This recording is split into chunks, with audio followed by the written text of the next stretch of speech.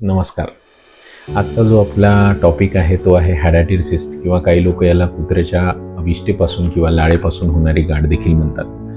तर ही एक जे आहे पॅरासायटिक इन्फेक्शन आहे, परजीवजन्य इन्फेक्शन, जे की इकायनोकोकस ग्रॅन्युलोसस या रोगजंतूपासून होतं. तर हायड्रेटेड सिस्ट आपल्यामध्ये होतो कसा, तर कुत्र्यांच्या, मेंढ्यांच्या आणि शेळ्यांमध्ये हा जो आहे रोगजंतू आढळतो आणि कुत्र्याच्या विष्ठेपासून ही अंडी जी आहे ती बाहेर पडतात आणि अशुद्ध पाणी किंवा फळभाज्या ह्या व्यवस्थित धुवून न खाल्ल्यामुळे किंवा कुत्र्याच्या डायरेक्ट संपर्कामधून जो आहे ही अंडी आपल्यामध्ये येतात आणि लिव्हर, फुफ्फुस म्हणजे लंग्स आणि मेंदू यामध्ये जे आहे गाठ तयार करतात. त्यालाच आपण सिस्ट म्हणतो. तर सिस्ट म्हणजे हे पाण्याने भरलेली गाठ. तर ही गाठ जी आहे लंग्समध्ये होऊ शकते, लिव्हरमध्ये होऊ शकते आणि ब्रेनमध्ये होऊ शकते.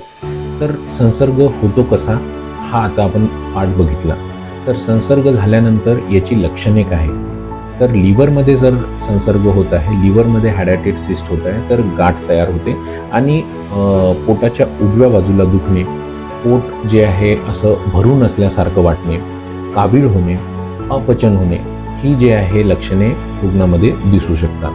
फुफ्फुसामध्ये जर गाठ झाली तर श्वास घ्यायला त्रास होणे, दम लागणे, रक्त पडणे किंवा कधीकधी जे आहे ती जे सिस्ट आहे त्यातमधले आतमध्ये छोटे छोटे जे सिस्ट असतात त्यांना डॉटर सिस्ट म्हणतात, ते खोकल्यामार्फत आपल्या तोंडातून बाहेर पडणे आणि दीर्घकाळ खोकला राहणे, हे जे आहे फुफ्फुसामध्ये हायड्रेटेड सिस्ट झाल्यामुळे होतात. आणि मेंदूमध्ये जर हायड्रेटेड सिस्ट होत असेल तर त्यामध्ये मेंदूमध्ये गाठ होते आणि गाठ झाल्यामुळे जे आहे मेंदूमध्ये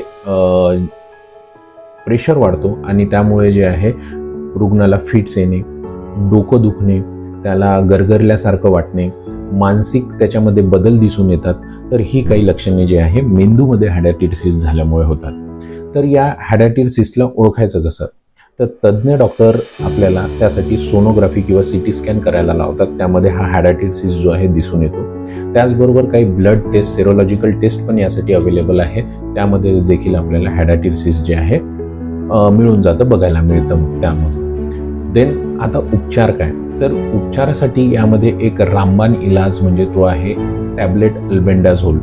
ही जी टॅबलेट आहे ती त्या पॅरासाईटला, त्या इकायनोकोकस ग्रॅन्युलोससला त्याला मारते आणि समजा ही टॅबलेट आपण 3 ते 6 महिने घेतली तर हा जो सिस्ट आहे तो नाहीसा होऊ शकतो.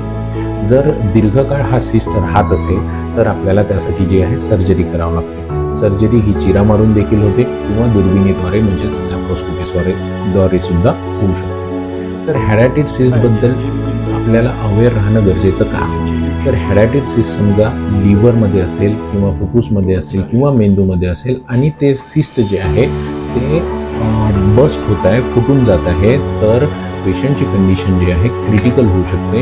रुग्णाला ॲनाफायलॅक्टिक शॉक बसू शकतो आणि रुग्णाला जे आहे व्हेंटिलेटरवर सुद्धा रुग्ण जाऊ शकतो.